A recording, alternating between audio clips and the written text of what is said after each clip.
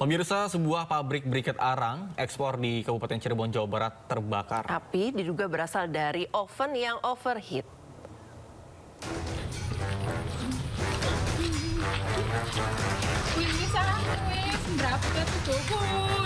Sebuah pabrik briket arang ekspor di Desa Marikangen, Kecamatan Plumbon, Kabupaten Cirebon terbakar Rabu malam.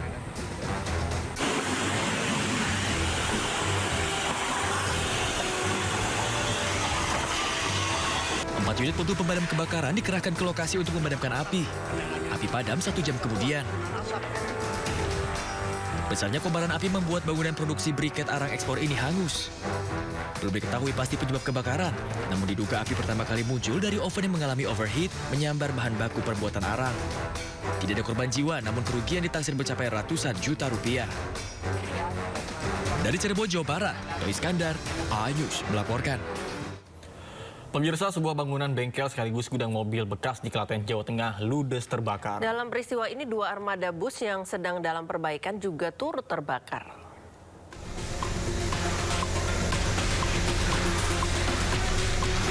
Kebakaran melanda sebuah bangunan yang digunakan sebagai bengkel dan gudang mobil bekas yang berlokasi di Desa Bolo Pleret, Klaten, Jawa Tengah. Selain menghanguskan bangunan, kebakaran juga menghanguskan 2 armada bus yang tengah dalam perbaikan. Belum diketahui pasti penyebab kebakaran. Menurut saksi, api diketahui berasal dari belakang armada bus yang terparkir. Sedikitnya 4 unit mobil pemadam kebakaran dari Kabupaten Klaten dan Sukoharjo dikerahkan untuk menjinakkan si jago merah. Tidak ada korban jiwa dalam peristiwa ini. Kasus ini pun masih dalam penanganan petugas kepolisian Polres Klaten. Dari Klaten, Jawa Tengah, Saiful Effendi, A-News melaporkan. Pemirsa, kapal feri Fatimah II tenggelam di perairan Sungai Mahakam, Kabupaten Kutai Kartanegara, Kalimantan Timur. 3 kendaraan termasuk pickup pengangkut ayam hidup ikut tenggelam. Tenggelam, Bu. Mobilnya, Bu. Tenggelam, Bu. Ya Allah. Ya Allah. Ya Allah, Gusti, Bu. Ya Allah. Wis tenggelam, Bu. Wis.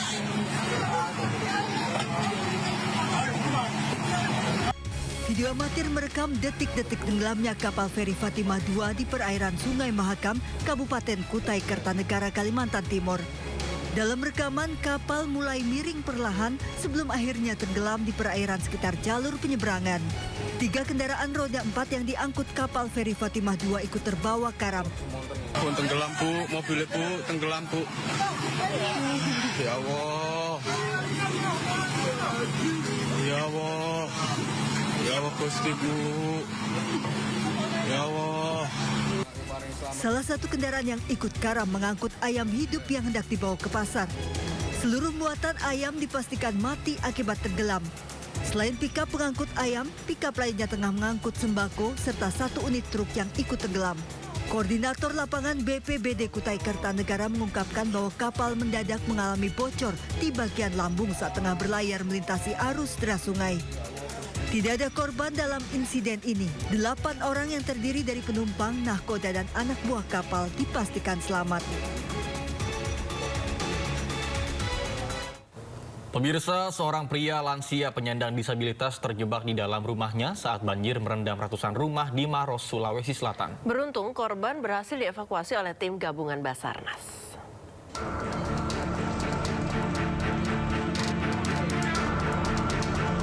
Tim gabungan Basarnas Makassar bersama polisi rescue Polda Sulsel dan Babinsa mengevakuasi seorang pria lansia yang terjebak banjir dalam kamar rumahnya di perumahan Dusun Biringjeni, Kabupaten Maros, Sulawesi Selatan.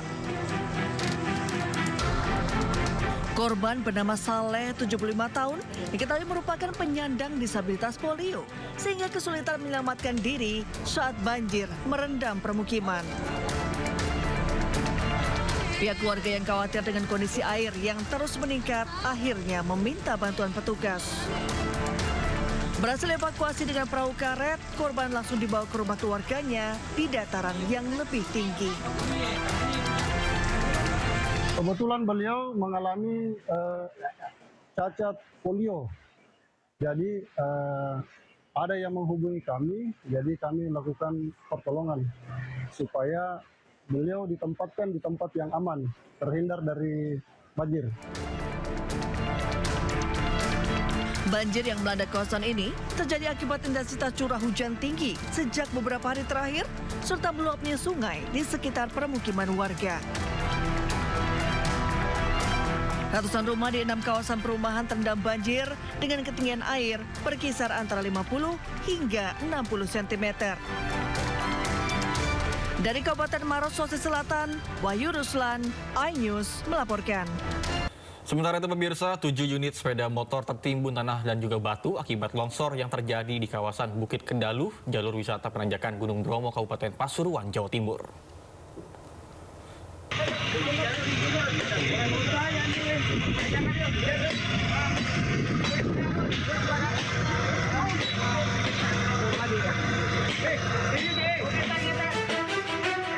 Tanah longsor terjadi di kawasan Bukit Kedaluh, jalur wisata penanjakan Gunung Bromo, Desa Wonokitri, Kecamatan Tosari, Kabupaten Pasuruan, Jawa Timur pada Rabu pagi. Longsor terjadi setelah wilayah Tosari diguyur hujan disertai angin kencang sejak Selasa pagi hingga Rabu dini hari. Tebing di Bukit Kedaluh dengan panjang 20 meter dan tinggi 10 meter ambrol dan menutup badan jalan. Akibat kejadian, 7 unit sepeda motor yang terparkir di sekitar lokasi kejadian tertimbun tanah dan batu. Saat ini TNPDS dan bersama aparat di Forkopimcam Kecamatan Tosari sedang melakukan kegiatan evakuasi pohon-pohon yang tumbang, termasuk longsoran-longsoran yang ada di sana. Selain di Bukit Kedaluh, longsor juga terjadi di Bukit Dingklik yang masih berada di kawasan Taman Nasional Bromo Tengger Semeru. Di titik ini tebing sepanjang 10 meter dengan tinggi 5 meter turut longsor. Namun akses jalur wisata dari Wonokitri menuju penanjakan Gunung Bromo sempat terhambat karena material longsor menutup bahu jalan. Warga bersama aparat kecamatan, perangkat desa setempat, dan petugas bahu-membahu melakukan evakuasi material secara manual agar jalur dapat segera dibuka. Dari Pasuruan, Jawa Timur, Jaka Samudra, iNews melaporkan. Ya, Nata dan juga pemirsa, mungkin kalau cuaca ekstrim seperti ini kita perlu memperhatikan ya kalau seandainya mau pergi kemana, cek dulu lokasinya bagaimana, terus cuaca hari ini seperti apa, karena kita punya BMKG yang punya perakiraan cuaca. Betul, terutama untuk hindari dulu nih daerah-daerah wisata alam yang gunung, tebing atau segala macam, karena potensi longsor itu besar sekali. Betul. Karena mengingat ya, tahu sendiri, namanya sekarang hutan-hutan di daerah ini banyak banget yang sudah ditebang, otomatis untuk cengkeraman tanah akarnya itu kurang. Dan memang tambah lagi kabut kayak tadi tuh bahaya juga untuk penglihatan, apalagi kalau misalnya nggak ngeliat jurang kan bahaya juga. Jarak pandangnya pendek, jadi kalau berkendara itu agak harus lebih hati-hati. Mungkin dihindari sementara ya. Ya, kita ke informasi lainnya pemirsa. Seorang ibu pedagang takjil di Gunung Tua, Kabupaten Padang Lawas Utara, Sumatera Utara mengamuk dan membuang seluruh dagangannya saat petugas melakukan penertiban pedagang di sekitaran Masjid Raya Gunung Tua.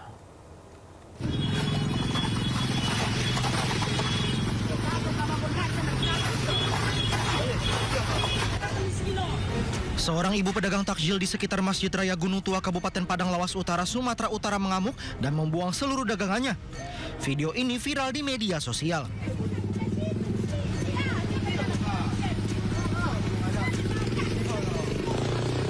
Terlihat dalam video yang diunggah oleh akun Instagram @tkpmedan, suasana sempat memanas saat petugas menertibkan pedagang yang berjualan di area rumah ibadah. Area itu disebut tidak diperbolehkan untuk aktivitas berdagang demi menjaga ketertiban dan kenyamanan di lingkungan masjid.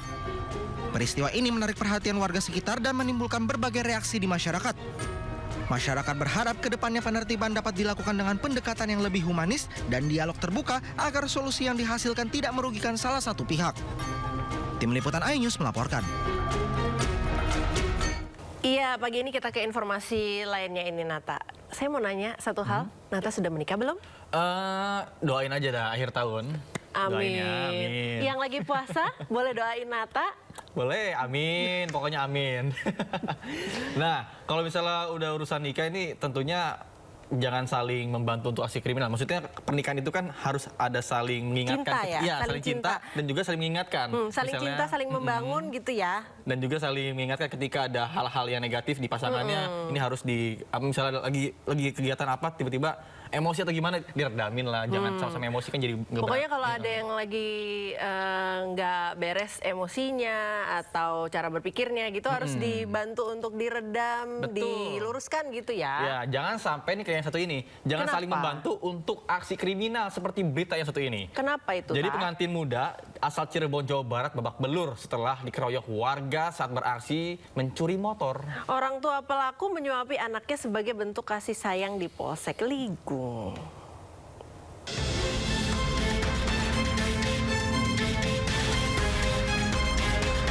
Beginilah bentuk kasih sayang orang tua ke anaknya. Dengan tangan diborgol dan wajah babak belur, masih memberikan makan saat berada di Polsek Ligung.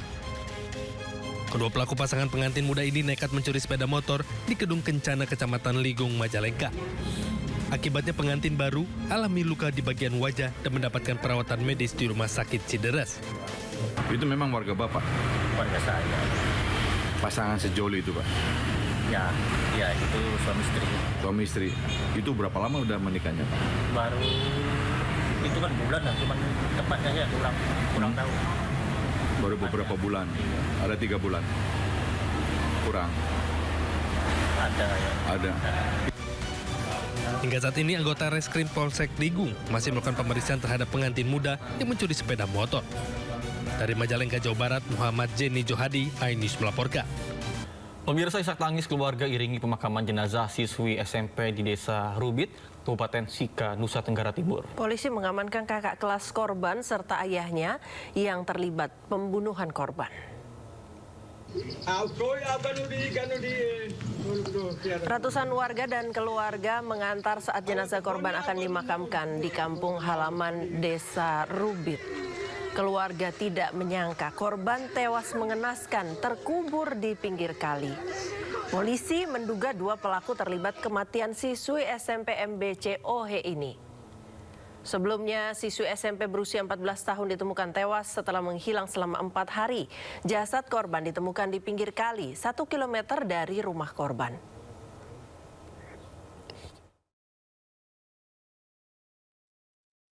Orang yang kami amankan berarti orang yang mengetahui adalah orang yang pemilik rumah atau kepala keluarga dari rumah yang didatangi oleh korban terakhir kali. Saat ini tim Polisi sedang melakukan penyelidikan di lapangan. Ya, Priska, kalau tadi kita sempat membahas ada yang pasangan serasi untuk melakukan aksi curanmor sampai babak belur bareng. Ini ada lagi nih kasus yang memprihatinkan juga karena sebuah video memperlihatkan aksi kekerasan seorang pria yang menendang kekasihnya dan viral di media sosial. Ya, aksi kekerasan pelaku memicu kemarahan warganet. Pelaku sempat dimediasi warga setempat dan meminta maaf kepada korban yang telah 3 tahun melakukan kekerasan.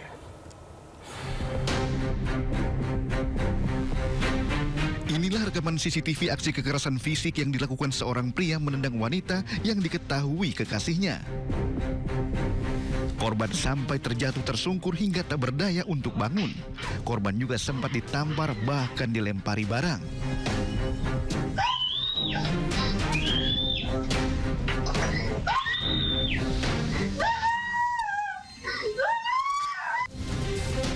Tak hanya soal kekerasan, pelaku juga kerap meminjam uang kekasihnya. Setelah kejadian, pelaku sempat dimediasi warga setempat dan meminta maaf dengan mengakui kesalahannya kepada korban yang telah 3 tahun melakukan kekerasan. Saya minta maaf, udah 3 tahun udah mukulin kamu. Selama 3 tahun pacaran aku nggak bisa ngapa-ngapain. Udah minta maaf, udah pernah bikin kamu susah. Untuk masalah utang aku usahain bayar. Dan apapun yang terjadi aku pokoknya usahain bakal bayar kamu. Udah? Selingkuhnya? Ya, aku udah pernah selingkuh, aku udah pernah nyakitin kamu, aku udah bikin kamu trauma. Aku minta maaf. Aksi kekerasan pelaku memicu kemarahan warganet. Sementara bagi wanita yang mengalami kekerasan diimbau untuk tidak diam dan segera melapor pihak terkait agar bisa mendapat pendampingan juga perlindungan. Tim Liputan iNews melaporkan. Nah, ini baru pacaran loh, udah berani main fisik. Udah toksik banget. Pacaran, menikah, berteman aja nggak boleh lah sebenarnya ngomong kasar. Iya. Apalagi ini baru pacaran, udah berani main fisik, terus juga omongan kasar, itu lebih baik dihindarin. Karena 3 tahun lagi, 3 tahun, betah banget. Iya, nggak boleh, harusnya perempuan kalau kayak gitu, sekali dikasarin. Iya, tapi kan biasanya ada ancaman di balik itu semua. Makanya kan sekarang ini lagi didalamin. Ada apa sih, kenapa sih sampai wanitanya ini tetap bertahan selama 3 tahun disiksa, ya kan? Pasti ada sesuatu di balik itu, ada ancaman atau bagaimana. Biasanya terjadi seperti itu, tapi kita nggak tahu ya. Kita ikuti perkembangannya dulu aja. Ya, semoga ini jadi pelajaran ya buat baik laki-laki maupun perempuan di luar sana. Berteman, berpacaran, ataupun mengarah sampai pernikahan juga nggak boleh ada kasar-kasar. Ya, satu pesan, Mbak, tolong putusin. Cut off dah. Kita ke informasi lainnya, pemirsa, hanya karena matikan kompor saat majikannya masak, seorang asisten rumah tangga di Kabupaten Bogor, Jawa Barat dianiaya majikannya hingga babak belur. Polisi sudah menangkap pelaku dan telah menetapkannya sebagai tersangka.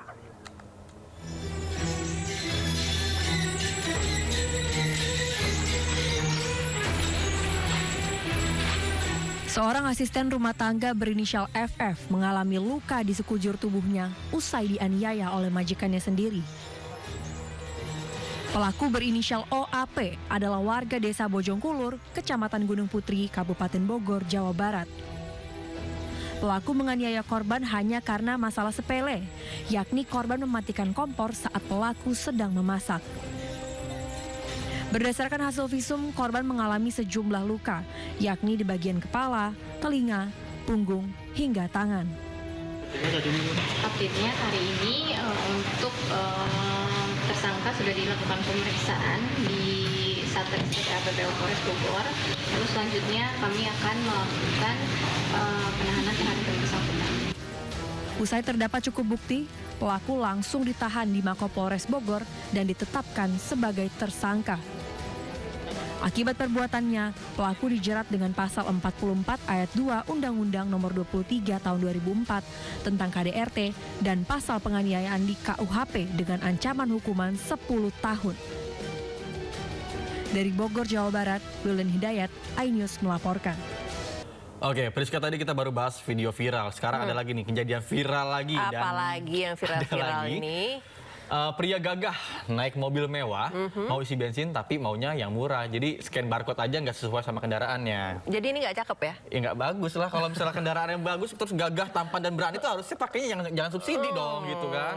Terus laganya juga petentang-petenteng ngaku bawa mobil jenderal sampai menganiaya sang pegawai. Ini yang paling bahaya. Nah, akhirnya ditangkap polisi, kebuka deh ternyata pelaku cuma ngaku-ngaku aparat, plat kendaraannya palsu, positif narkoba pula. Waduh, ini dia infonya.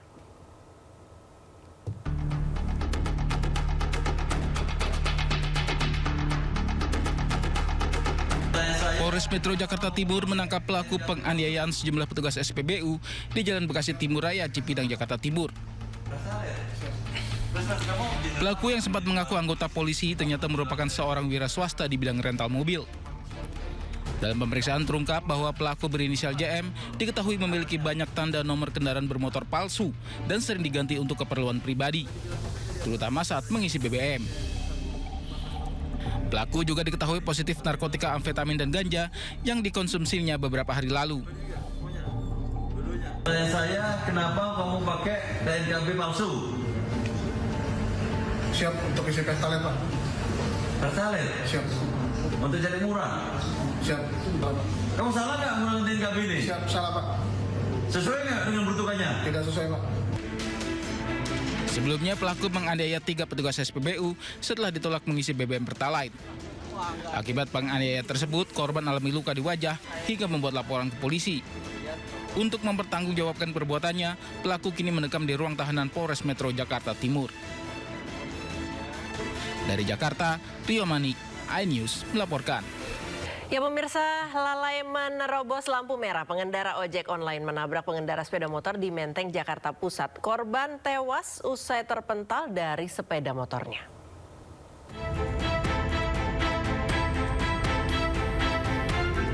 Warga di sekitar Jalan Hos Cokro Aminoto, Menteng, Jakarta Pusat dikagetkan peristiwa kecelakaan yang menewaskan seorang pengendara sepeda motor.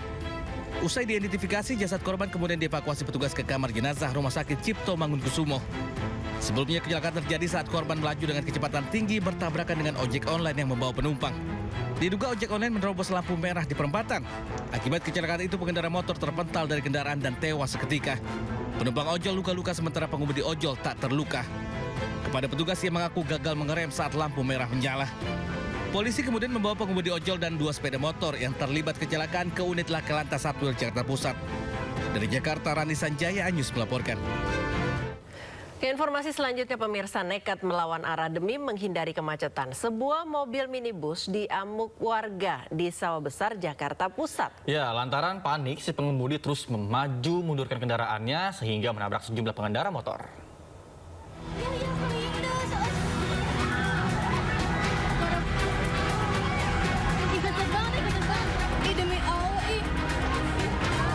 Sebuah mobil minibus nekat menerobos dengan melawan arah di Jalan Gunung Sahari Raya, Sawah Besar, Jakarta Pusat sore tadi. Aksi ugal-ugalan tersebut sontak memancing kemarahan para pengendara yang langsung melakukan pengejaran dan pengerusakan.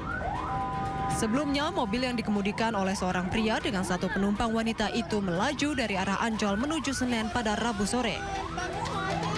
Namun karena terjebak kemacetan, mobil justru nekat mengambil ruas jalan sebaliknya dengan melawan arah.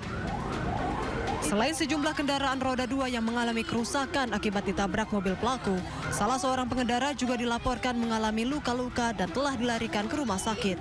Kami mendapatkan informasi ada beberapa korban dalam hal ini yang terserempet saat pengemudi ugal-ugalan ini berbalik arah kepada korban, dalam hal ini pengemudi kendaraan R2.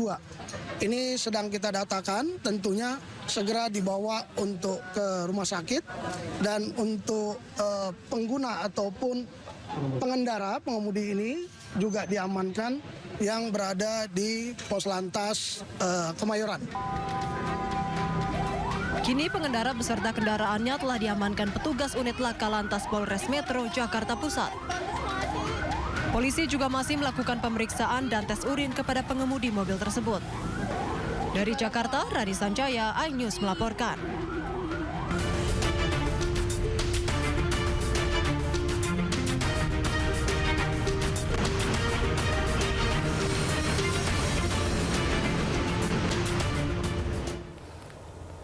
Nata, ngomong-ngomong soal lalu lintas, kalau sore atau pagi hari, terutama di Jakarta dan sekitarnya ya, memang macet, tapi macet nggak gitu juga kayak berita yang baru kita saksikan tadi ya. Bro ini lagi cosplay menjadi CJ di Grand Theft Auto San Andreas ya, dari Los Santos gitu ya. Maksudnya dia kan jadi otomatis ganti ruginya banyak banget. Mobilnya sendiri rusak, kaca pecah semua tuh kanan kiri depan belakang. Mobil pengendara depan lain juga. Iya, motor, mobil, segala macem. Dan satu lagi itu membahayakan pengendara lain. Betul. Berurusan pula sama polisi. Udah selesai. Nah, kita ke informasi selanjutnya. Kita simak pantauan lalu lintas pada hari ini dan kami telah terhubung dengan Brigadir Treslinda dari NTMC Polri yang kini berada di kawasan Cawang, Jakarta Timur. Selamat pagi, Brigadir Treslinda. Bagaimana pantauan arus lalu lintas dari tempat Anda melapor saat ini?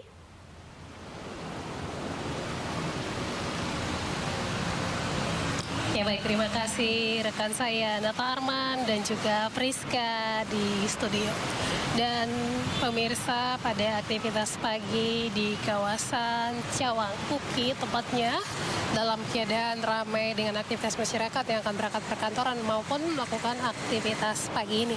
Saat ini untuk arus lalu lintas dari arah Keramat Jati ataupun PGC yang akan mengarah ke arah Kampung Melayu dalam keadaan ramai dan lancar. Perlambatan kecepatan kendaraan terjadi di antrian traffic light, dan memang untuk kendaraan dari arah PGC ini mengalami perlambatan kecepatan kendaraan, namun roda terus berputar. Besar harapan kami Anda dapat mengikuti arahan dan petunjuk petugas kami yang berada di lapangan. Kemudian untuk kendaraan dari arah sebaliknya Kampung Melayu yang akan mengarah ke arah PGC dalam keadaan ramai dan lancar. Kemudian memang untuk arus lalu lintas yang akan masuk melalui tol Jagorawi juga masih dalam keadaan ramai dan lancar. Sementara untuk arus lalu lintas di arah Halim, baik itu yang akan mengarah ke Halim maupun di arah sebaliknya mengalami perlambatan kecepatan kendaraan pada U-turn ya tepatnya pada traffic light Halim, kemudian untuk kendaraan yang akan masuk melalui tol kilometer 0 Cawang mengarah ke Semanggi pada pagi hari ini cukup ramai, cenderung tersendat. Hingga saat ini anggota kami sedang melakukan sistem kontraflow yang diberlakukan sejak pukul 6 hingga pukul 10 nanti. Kami harapkan Anda dapat mengikuti arahan dan petunjuk petugas kami yang berada di lapangan.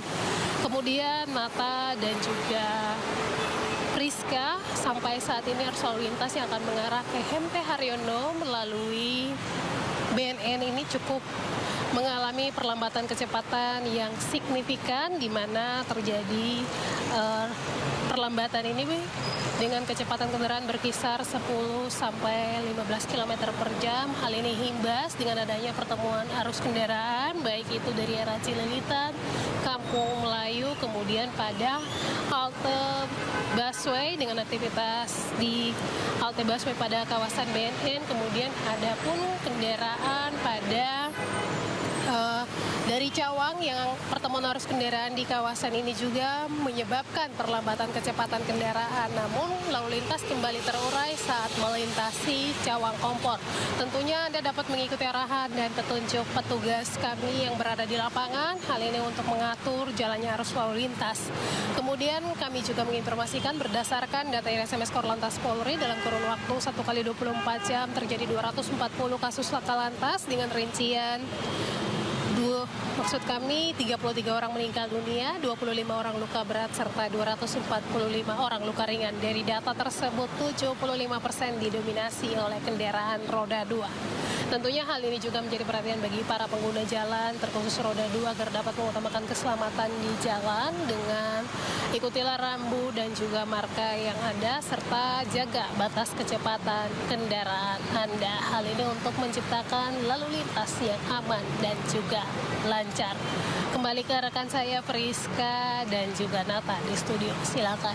Ya baik, terima kasih Brigadir Teslinda atas laporannya dari kawasan Cawang, Jakarta Timur. Selamat bertugas kembali dan salam presisi.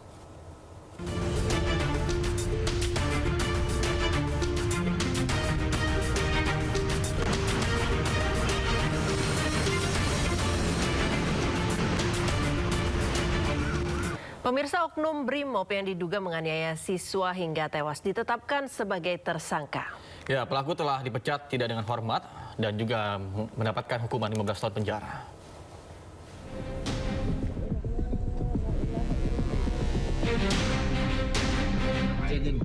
Oknum anggota Brimob Polda Maluku, Bribda Masya Siahaya, ditetapkan sebagai tersangka dalam kasus dugaan penganiayaan terhadap seorang siswa madrasah yang berujung maut di Kota Tual. Pelaku juga dipecat tidak dengan hormat dan berkas perkaranya telah dilimpahkan ke Kejaksaan Negeri Tual. Pelaku kini terancam pidana maksimal 15 tahun penjara dan denda maksimal 3 miliar rupiah. Ancaman pidana maksimalnya 15 tahun, denda maksimalnya sekitar 3 miliar ini. Namun nanti itu proses ada di saat peradilan, saat persidangan.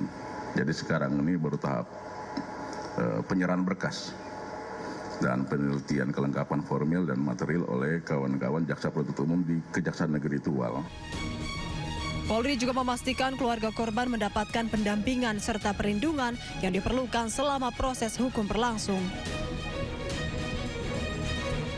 Sebelumnya, Bribka Masias diduga menganiaya korban bersama kakaknya yang dituduh terlibat balap liar. Korban dipukul oleh oknum Brimob menggunakan helm di bagian kepala. Pukulan tersebut membuat korban jatuh tersungkur hingga dinyatakan meninggal dunia. Tim Liputan iNews melaporkan. Direktorat Tindak Pidana PPA PPO Bareskrim Polri mengungkap jaringan tindak pidana perdagangan orang dengan modus memperjualbelikan bayi yang beroperasi di lintas wilayah di Indonesia. Akan dilaksanakan. Dalam kasus ini, sebanyak 7 bayi berhasil diselamatkan dari praktik ilegal tersebut. Waka Bareskrim Polri Irjen Pol Nulung Saifuddin menjelaskan bahwa pengungkapan kasus ini merupakan hasil pengembangan dari perkara penculikan bayi sebelumnya di Makassar. Selain itu, penyidik juga berhasil menetapkan 12 orang tersangka berikut barang bukti dan menyelamatkan 7 orang bayi yang menjadi korban. Aktor utamanya sudah kita tangkap pada kasus sebelumnya, itu pada kasus Bilqis. Kemudian modus operandinya memang betul dengan memalsukan dokumen yang berupa surat keterangan lahir dari rumah sakit. Dan ini sekali lagi semuanya murni jual beli, tidak ada penculikan. Pemirsa, penyidik Polda Metro Jaya kembali memeriksa saksi ahli pidana dari Universitas Trisakti Azmi Syahputra. Ya, saksi ahli ini diajukan kubu Roy Suryo CS terkait dengan kasus tudingan ijazah Joko Widodo.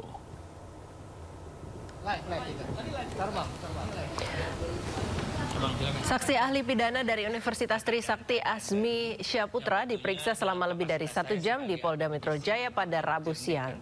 Dalam pemeriksaan, penyidik mengajukan belasan pertanyaan untuk mendalami unsur pidana yang disangkakan kepada Roy Suryo dan rekan-rekannya. Azmi menjelaskan objek yang dipersoalkan dalam perkara ini adalah dokumen, bukan serangan terhadap kehormatan pribadi. Sementara itu, tersangka ijazah Jokowi Roy Suryo menyatakan keterangan ahli ini menjadi bagian penting dalam membantah unsur pidana termasuk pasal 160 KUHP yang dikaitkan dalam perkara ini. Orang tidak bisa dipidana karena ada rasa ingin tahu masyarakat mengingat kasus ini sudah terlalu lama. Jadi ada peran penyelenggara negara juga tidak mau transparansi untuk ini. Padahal kegaduhan publik itu sudah lama. Kira-kira esensi itu tadi yang memang menjadi poin dalam pemeriksaan tadi. Ya.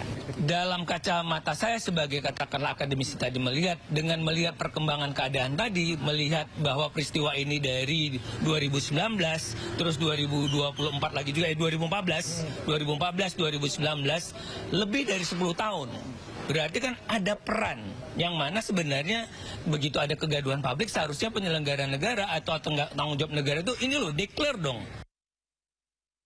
Meskipun secara khusus ya, Pak Dr. Azmi Syahputra ini memang diminta untuk teman-teman yang khusus pada klaster 1, yaitu pada klaster yang kena pasal 160 dan tidak kena pasal 32 dan 35 UT, tapi kami tetap membersamai dan kami bersama. Ya, artinya kita itu satu kesatuan, 6 orang ini adalah kita kompak bersama dan kami berterima kasih sekali lagi Pak Dr. Azmi atas waktunya. Dan yang jelas, apa yang beliau sampaikan itu adalah penekanan kepada Undang-Undang Dasar 1945, khususnya di pasal 28, di mana warga negara itu berhak untuk melakukan pendapatnya dan berhak untuk melakukan koreksi juga, ya, mengetahui karena itu juga diatur juga dalam Undang-Undang Keterbukaan Informasi Publik nomor 14 tahun 2008 dan bahkan KIP juga Komisi Informasi Pusat juga sudah membuka sampai dengan 5 salinan ijazah ya dari tahun 2005, 2010, 2012, 2014 dan 2019. Pemirsa, pengamat kebijakan publik Bonatua Silalahi menjadi saksi ahli dalam sidang Citizen Lawsuit ijazah Jokowi di Pengadilan Negeri Surakarta. Dalam sidang tersebut, Bonatua menyatakan semua informasi publik bisa diakses lembaga publik. Dalam sidang, Bonatua menjelaskan ia memperoleh 5 salinan ijazah Jokowi saat mencalonkan diri sebagai Gubernur DKI Jakarta dan Presiden Republik Indonesia. Bonatua menyebut ada 32 jenis informasi yang ada di dalamnya. Sementara itu dari KPU Solo, Bonatua belum menerima salinan ijazah dan baru memperoleh salinan hitam putih. Sedangkan yang diminta adalah salinan berwarna atau sama seperti yang di DKI. Kemarin lembaga negara sudah tunai melaksanakan kewajiban itu atau gimana? Belum. Yang Solo belum. Solo itu baru menyerahkan informasi hitam putih. Warna itu juga informasi. Kita meminta informasi warna. Yang berwarna, yang dari Solo ya, ini kan Solo ya, yang diberikan 2 dan itu hitam putih semua. Sementara yang kita minta adalah sama seperti yang di DKI, sama yang seperti di KPU, harus berwarna. Stempelnya itu kenapa? Supaya memastikan bahwa yang diberikan ke kita ini adalah sumber dari awal-awal 2005 lalu, bukan fotokopi dari fotokopi. Seperti itu. Pemirsa, sidang lanjutan kasus dugaan korupsi Plaza Klaten kembali digelar di Pengadilan Tipikor Semarang. Agenda persidangan kali ini menghadirkan saksi ahli yang meringankan terdakwa Ferry Sanjaya. Sidang lanjutan dugaan kasus korupsi Plaza Klaten menghadirkan saksi ahli Hernold Ferry M, mantan anggota Badan Pemeriksa Keuangan. Di hadapan majelis hakim, saksi ahli memberikan keterangan terkait definisi kerugian keuangan negara yang menjadi salah satu unsur dakwaan. Saksi ahli menegaskan dalam perkara tindak pidana korupsi, kerugian negara harus bersifat nyata dan pasti atau actual loss, bukan sekedar potensi kerugian. Sidang dugaan kasus korupsi Plaza Klaten akan dilanjutkan pada 4 Maret mendatang dengan agenda mendengarkan keterangan saksi dan terdakwa. Sedikit nggak Bu, tentang pemeriksaan setempat tadi loh. Tentang pemeriksaan setempat tadi, kalau ada usulan seperti tadi gimana Bu? Nanti kan kata hakim mau dipertimbangkan. Sebenarnya ini jelas perjanjian antara si Ferry dan Bupati Klaten adalah sangat dibutuhkan. Raja karena pengelolaan diatur di situ. Sidang selanjutnya itu Rabu kemarin. ditunda hari ini. Tiap minggu ketemu sama Anda. Siap. Pemerintah melalui Kementerian Ketenagakerjaan memastikan tunjangan hari raya atau THR bagi para pekerja khususnya di sektor swasta dapat dibayarkan tepat waktu menjelang Hari Raya Idul Fitri. Ya, hal ini sesuai dengan ketentuan yang berlaku bahwa THR wajib dibayarkan paling lambat 7 hari sebelum Hari Raya. Kalau secara wajibnya kan memang H-7. Nanti kita tunggu, kita sedang koordinasi dengan Kementerian Setnek, nanti diumumkan secara bersama nanti. Ya. Apakah ada pelaku usaha yang menyatakan keberatan di Pak peminta THR? Iya, proses terus ya. Jadi artinya regulasi kan sudah ada. Kemudian nanti kita akan ada mekanisme untuk mengingatkan kembali. Bisa jadi juga Pak Presiden nanti akan mengingatkan. Kemudian kami di sini akan mendirikan posko THR dan semua dinas kota, kabupaten, provinsi juga kita minta memiliki posko THR. Jadi kalau ada perusahaan yang tidak membayarkan THR, silakan laporkan ke posko tersebut.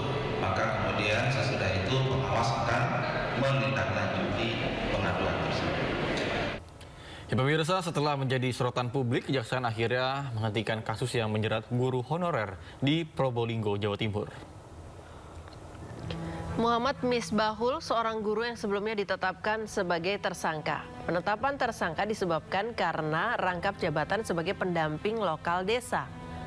Meski ada pelanggaran administratif, perbuatannya dinyatakan tidak tergolong tindak pidana tercela. Kerugian negara pun telah dikembalikan setelah sempat menjalani penahanan. Muhammad Misbahul akhirnya dibebaskan.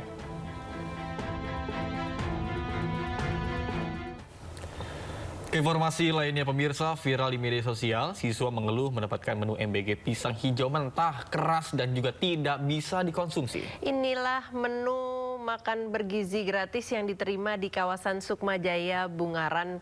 Pisang yang masih hijau, keras dan 1 buah jeruk. Menu ini dikeluhkan karena pisangnya tidak bisa dimakan. Pelaksana SPPG Sukmajaya 3 mengakui ada kelalaian dalam proses kontrol kualitas sehingga buah yang disalurkan belum siap disantap. Kepala SPPG Sukmajaya 3 dengan hal ini memohon maaf sedalam-dalamnya karena terkait dengan temuan hari ini ada menu pisang yang masih hijau, menu pisang yang masih keras, masih tidak layak konsumsi. Itu semua karena pure dari kesalahan kami, karena kami lalai dalam hal QC. Oleh karena itu, dengan ini kami minta maaf, mohon maaf sedalam-dalamnya, sebesar-besarnya atas nama SPPG Sukmajaya 3. Adapun terkait dengan menu pisang ini dikarenakan dari pihak supplier kami kemarin mengirimkan dalam bentuk pisang yang sudah terlalu matang, sudah benyek. Oleh sebab itu kami lakukan retur ulang dan kemudian retur ulang dalam bentuk pisang yang masih hijau dan dijanjikan dapat matang secepatnya. Pemirsa, fraksi PDI Perjuangan DPR RI mengungkap bukti program makan bergizi gratis atau MBG mengambil dana dari anggaran pendidikan. Dari total 769 triliun rupiah anggaran pendidikan dalam APBN, sebanyak 223,5 triliun rupiah dialokasikan untuk program MBG. Menyelenggarakan agenda secara meeting Dalam pernyataannya, Wakil Ketua Komisi 10 DPR fraksi PDIP Esti Wijayanti menyampaikan anggaran pendidikan tahun 2026 sebesar 769 triliun rupiah merupakan anggaran mandatory spending 20% dari APBN sebagaimana perintah Undang-Undang Dasar 1945. Dari total 769 triliun rupiah anggaran pendidikan di APBN, sebanyak 223,5 triliun rupiah dialokasikan untuk program MBG. Hal ini juga sekaligus membantah pernyataan sejumlah pejabat negara yang menyebut jika anggaran MBG yang tidak diambil dari anggaran pendidikan. Sebelumnya, polemik penggunaan anggaran pendidikan untuk MBG mencuat setelah seorang guru honorer bernama Reza Sudrajat mengajukan uji materi Undang-Undang APBN 2026 ke MK. Ia menilai anggaran MBG ke dalam pos pendidikan membuat porsi anggaran pendidikan murni turun jauh dari mandat konstitusi 20%. Anggaran dari makan bergizi gratis itu disampaikan oleh beberapa pejabat negara tidak mengambil dari anggaran pendidikan. Kawan-kawan kami di bawah memahami selama ini bahwa seperti apa yang sudah kami sampaikan berulang kali, bahwa anggaran pendidikan sebesar 769 triliun yang merupakan anggaran mandatory spending. 20% anggaran APBN, APBD harus merupakan anggaran pendidikan, dialokasikan untuk pendidikan. Dan di dalam lampiran presiden, di dalam lampiran APBN yang berupa peraturan presiden, itu juga secara jelas dinyatakan bahwa 769 triliun anggaran pendidikan itu diantaranya digunakan untuk MBG sebesar 223,5 triliun. Itu resmi di dalam buku lampiran APBN. Keinformasi lain, pemirsa, Arya Iwantoro, suami Dwi Sasetyaning Tias, influencer yang membuat gaduh dengan konten pamer paspor Inggris milik anaknya, diwajibkan mengembalikan dana LPDP oleh Menteri Keuangan Purbaya Yudi Sadewa. Arya diduga belum memenuhi kewajiban pengabdian sesuai dengan skema LPDP. Tunggu selama 4 bulan ke belakang nyampe juga. Ini paket bukan sembarang paket, isinya adalah sebuah dokumen yang penting banget yang merubah nasib dan masa depan anak-anakku. Kita buka ya. Arya Irwantoro, suami Dwi Sasetyaning Tias, influencer yang membuat heboh dengan konten pamer paspor British citizen anaknya, diwajibkan mengembalikan dana LPDP oleh Menteri Keuangan Purbaya Yudi Sadewa. Udah diterima jadi warga negara Inggris.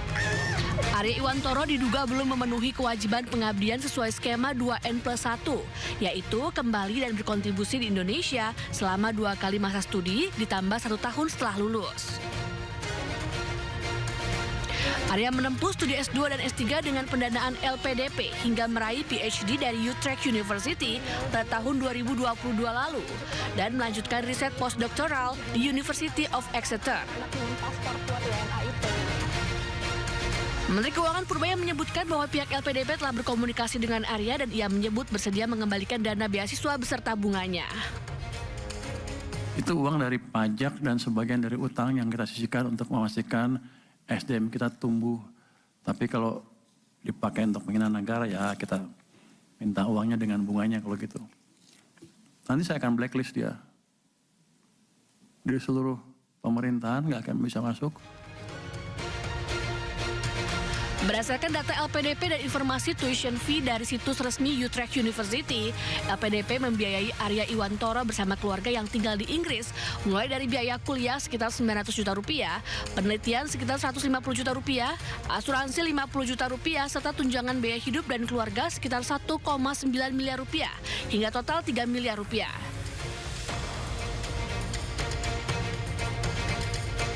Sementara untuk biaya S3, biaya kuliah Rp0 karena dibiayai universitas. Penelitian sekitar 300 juta rupiah, asuransi 4 tahun sekitar 100 juta rupiah, tunjangan dan biaya hidup sekitar 4,3 miliar rupiah, sehingga total 4,7 miliar rupiah. Jadi total keseluruhan 7,7 miliar rupiah. I know the world seems unfair, tapi cukup aku aja yang WNI, anak-anakku jangan. Kita usahakan anak-anak dengan paspor kuat WNA itu. Let's go. Usai viral di media sosial, Sasetia Ningtyas pun mengunggah tulisan permohonan maaf. Ia menyebut video tersebut dibuat sebagai bentuk rasa kecewa dan frustasi sebagai WNI terhadap kondisi Indonesia. Tim Liputan, iNews melaporkan. Sementara itu, nama publik figur Alisa Subandono dan Isyana Saraswati terseret dalam perbincangan soal penerima beasiswa Lembaga Pengelola Dana Pendidikan. Terkait hal itu, keduanya menegaskan bahwa mereka bukan penerima beasiswa LPDP.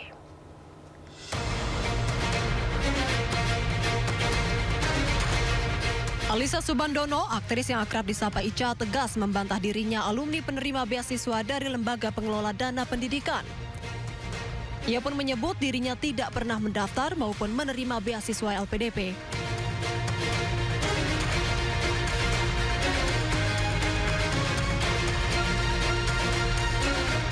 Ia juga menjelaskan pendidikan sarjananya ditempuh di Monash University dengan biaya pribadi. Dan untuk jenjang magister, Alisa mendapat beasiswa dari London School of Public Relations. Sementara itu, penyanyi sekaligus musisi Isyana Saraswati juga meluruskan kabar yang menyebut dirinya penerima beasiswa LPDP.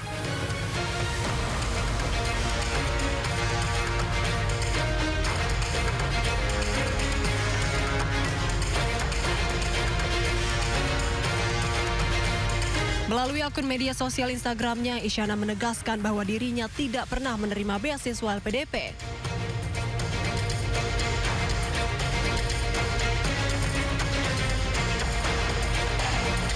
Diketahui, Isyana menempuh pendidikan musik di Nanyang Academy of Fine Arts Singapura untuk program diploma, sebelum melanjutkan studi di Royal College of Music Inggris untuk jenjang sarjana dan magister.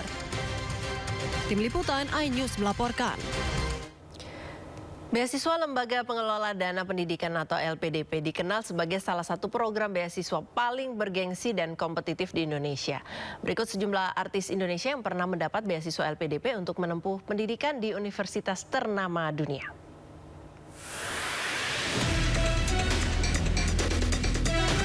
Pertama, Maudy Ayunda, aktris sekaligus penyanyi tersebut menempuh studi S2 di Stanford University, Amerika Serikat.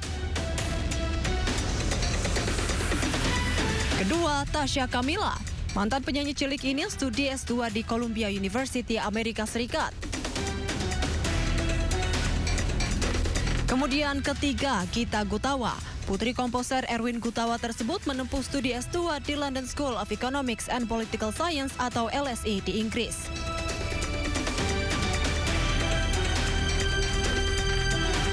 Keempat, Acha Septriasa. Aktris sekaligus penyanyi ini studi S2 di Lim Kok Kwing University of Creative Technology, Malaysia.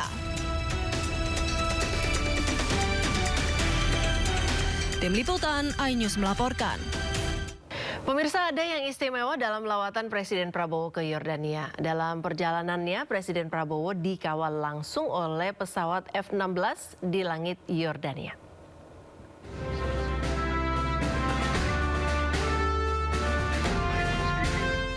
Dalam perjalanannya ke Yordania, Presiden Prabowo Subianto mendapatkan perlakuan istimewa. Tiba di langit Yordania, pesawat orang nomor 1 di Indonesia ini mendapatkan pengawalan khusus oleh pesawat F-16. Dari sisi kanan dan kiri pesawat kepresidenan, F-16 Yordania terbang dalam formasi presisi, mengantar pesawat presiden hingga mendekati pendaratan di Bandar Udara Militer Marka Aman. Pengawalan udara tersebut bukan sekedar prosedur keamanan negara, melainkan simbol penghormatan tinggi dari kerajaan Yordania Hashimiyah. Bahkan salah satu pilot F-16 menyapa langsung Presiden Prabowo melalui komunikasi radio. This is Maywan speaking. Your Excellency Mr. President, Assalamualaikum warahmatullah. This is Maywan speaking. Your Excellency, on behalf of His Majesty King Abdullah II and the people of Jordan, we are honored to welcome you to Jordanian airspace, and it's a great honor to escort your flight this evening. Wishing you a pleasant stay and a safe landing. Ramadan Mubarak, sir. Presiden Prabowo pun secara langsung membalas komunikasi tersebut, menyampaikan apresiasi dan rasa terima kasih atas kehormatan yang diberikan.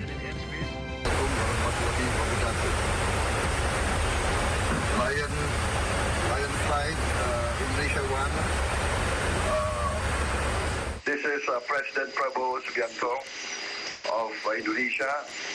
I would like to thank you and your flight for receiving me, for escorting me, and please pass on to your commanding officer and His Majesty how pleased I am to be back here in Amman in Jordan. Thank you very much. Lion Flight, this is Indonesia One. Once again, Ramadan Mubarak. Wish you all the best in this holy month. Wassalamualaikum warahmatullahi wabarakatuh. Ini menjadi kunjungan kedua Presiden Prabowo ke Yordania usai kunjungan pertamanya pada 13 April 2025 lalu. Tim Liputan, iNews melaporkan. Tiba di Yordania, Presiden Prabowo disambut upacara kehormatan oleh kerajaan. Berbagai isu strategis juga dibahas kedua negara dalam pertemuan ini.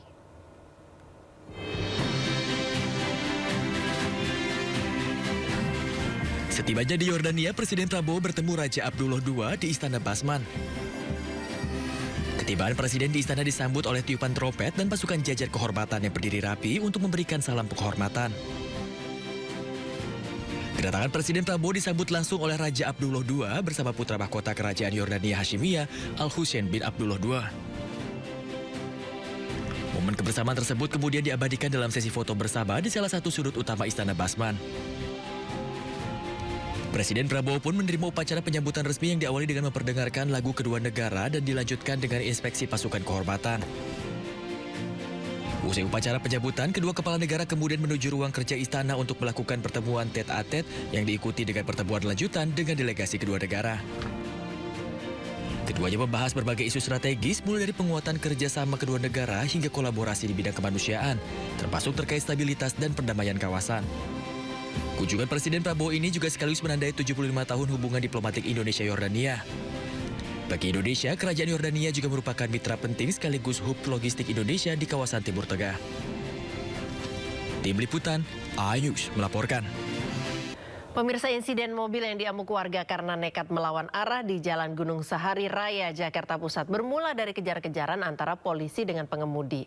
Pengemudi berkendara ugal-ugalan dan berupaya kabur saat akan diberhentikan oleh petugas.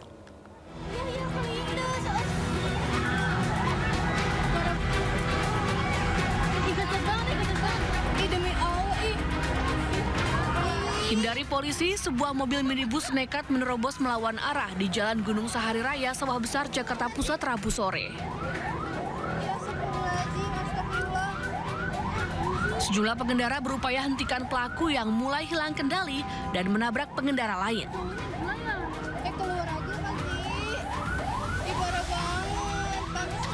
Namun pelaku tak mau berhenti, sehingga pengendara mengejar dan merusak mobil pelaku. Mobil yang dikemudikan oleh seorang pria dengan satu penumpang wanita itu melaju dari arah Ancol menuju ke Senen pada Rabu sore. Namun karena terjebak macet, mobil justru nekat mengambil ruas jalan sebaliknya dengan melawan arah. Terjebak kemacetan dari arah berlawanan, mobil pun berhenti dan pengemudi diamankan.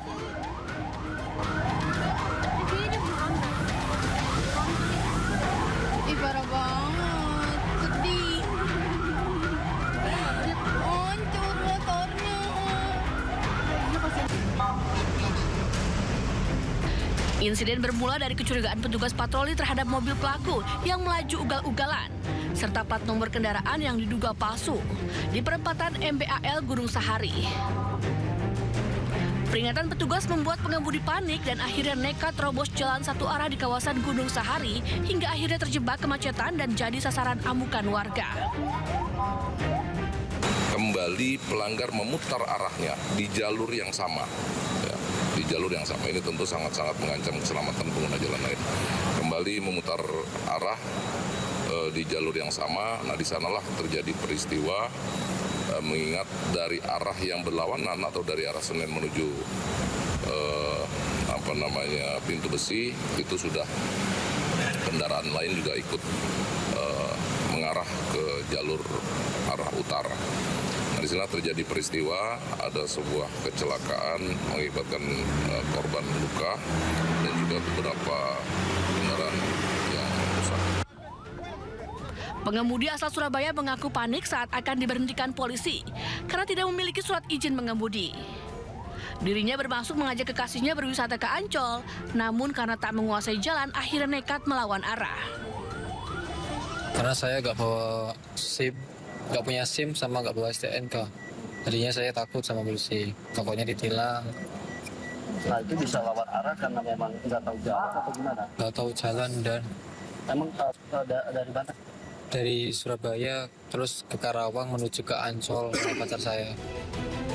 Kini petugas masih melakukan pemeriksaan terhadap pengemudi dan kendaraannya, termasuk akan melakukan tes urin.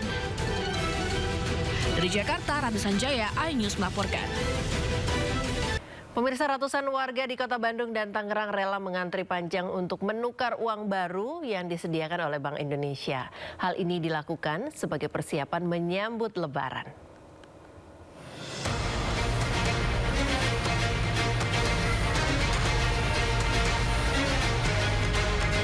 Ratusan warga mengantre menukarkan uang baru di Gor Saparua, Kota Bandung, Jawa Barat. Syarat utamanya, warga harus terlebih dahulu mendaftar secara online lewat aplikasi penukaran uang baru di situs Bank Indonesia. Jumlah penukaran uang baru setiap warga dibatasi, yaitu maksimal Rp5.300.000. Match itu sesuatu yang menyenangkan, tambah menyenangkan ketika akan menghadapi Lebaran ini, dan untuk menyenangkan saudara juga, karena uangnya baru jarang juga gitu. Ini akan dibagikan kapan, Bu? Ke siapa aja, Bu? Ini banyaknya dibagiin ke saudara pas ketika hari Lebaran. Sementara itu di Tangerang, Banten, ratusan warga antre untuk menukar uang baru di mobil kas keliling Bank Indonesia yang berada di halaman Masjid Raya Al-Azom. Penukaran uang dibatasi hingga 2,8 juta rupiah untuk pecahan 20.000 ke bawah. Sedangkan untuk pecahan 50.000 dibatasi hingga 5,3 juta rupiah. Penukaran uang baru lewat mobil kas keliling milik Bank Indonesia ini dilakukan secara serentak di seluruh Indonesia. Tim Liputan iNews melaporkan. Nah, kalau tadi di Tangerang dan Bandung, sekarang kita lihat bagaimana penukaran uang di Masjid Istiqlal Jakarta. Sudah ada rekan Naura Syafika di sana. Selamat pagi, Naura. Apakah antrean penukaran uang sudah mulai terlihat?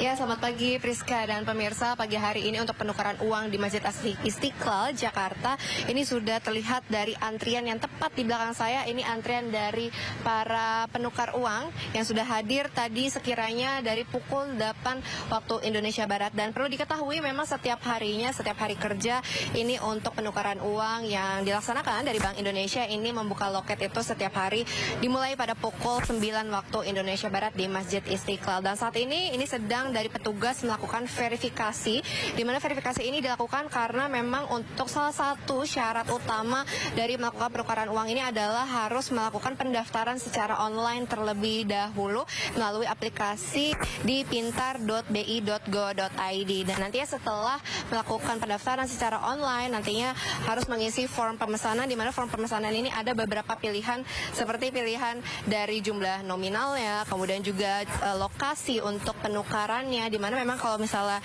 dari website tersebut ini memiliki beberapa pilihan option seperti untuk lokasi penukaran, yaitu salah satunya Masjid Istiqlal, kemudian ada di Masjid Atin dan juga di masjid-masjid lainnya. Namun ternyata tidak hanya di masjid saja untuk melakukan penukaran uang baru ini, ternyata ada di 18 bank lainnya yang bekerja sama dengan Bank Indonesia, sehingga tidak harus di masjid. Dan nantinya setelah melakukan verifikasi ini nantinya para peserta atau pendaftar ini nantinya akan kembali duduk di kursi ini yang sudah disediakan, dan nantinya saat loket sudah dibuka, para pendaftar ini akan dipanggil kembali sesuai nomor urutannya untuk mengambil uang yang tepat berada di mobil keliling atau kas keliling, dan nanti bisa langsung menerima uang baru yang sesuai dengan nominal yang sudah mereka lakukan pendaftaran. Dan ini adalah untuk kas kelilingnya yang nanti akan langsung mengambil uangnya dari loket berikut ini, Priska dan juga pemirsa. Dan nanti setelah menerima untuk uang tersebut, nanti ya dari pendaftar atau dari masyarakat ini bisa langsung pulang tanpa harus melakukan verifikasi kembali. Namun memang harus lebih diperhatikan lagi untuk jam operasional, kemudian juga lokasinya lebih diperhatikan, dan juga yang menjadi salah satu perhatian untuk masyarakat adalah memang setiap harinya ini ada kuota yang terbatas untuk para masyarakat bisa melakukan penukaran uang begitu. Kemudian juga ada salah satunya yaitu periodenya, di mana memang untuk saat ini merupakan dari pendaftar di periode pertama yang sudah mendaftar di beberapa hari yang lalu. Kemudian kalau misalnya untuk masyarakat yang masih ingin melakukan penukaran dan belum dapat di periode pertama, periode kedua juga sudah dibuka. Namun dari informasi yang kami dapatkan bahwa di periode kedua ini ternyata kuotanya juga sudah habis di tanggal 24 Februari kemarin. Dan untuk pengambilan atau penukaran uangnya nanti akan dilakukan di tanggal 13 hingga 15 Maret. Namun memang untuk pendaftaran di periode ketiga ini masih belum diketahui kapan akan dimulai, sehingga untuk masyarakat ini diinformasikan harus memperhatikan kembali untuk informasi tersebut, salah satunya di sosial media dari Bank Indonesia. Sementara itu Priska kembali ke studio. Terima kasih Naura, selamat bertugas kembali. Pemirsa, viral ratusan remaja dan pemuda balap liar jelang waktu sahur hingga menutup jalan di Jember, Jawa Timur. Kegiatan ini menjadi pilihan bagi anak-anak muda di kawasan pantai selatan sembari menunggu waktu santap sahur.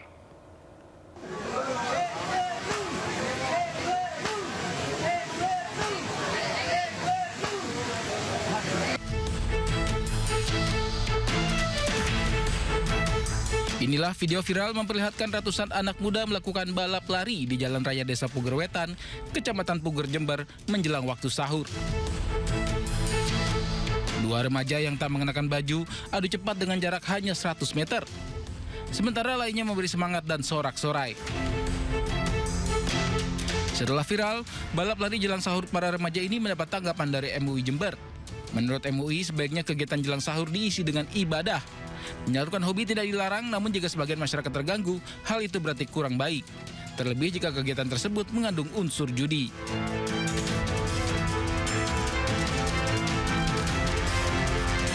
Kegiatan Ramadan yang semestinya itu menjadi momentum muhasabah, momentum untuk memperbaiki diri, momentum untuk semakin melatih diri menjadi lebih baik, dengan kegiatan tersebut maka tercederai. MUI menambahkan Pemkab Jember seharusnya mewadahi dengan memberi tempat khusus yang tidak mengganggu warga untuk salurkan hobi, utamanya untuk anak-anak muda, agar tidak berujung dengan kegiatan negatif. Dari Jember, Jawa Timur, Bambang Sugiarto, iNews melaporkan.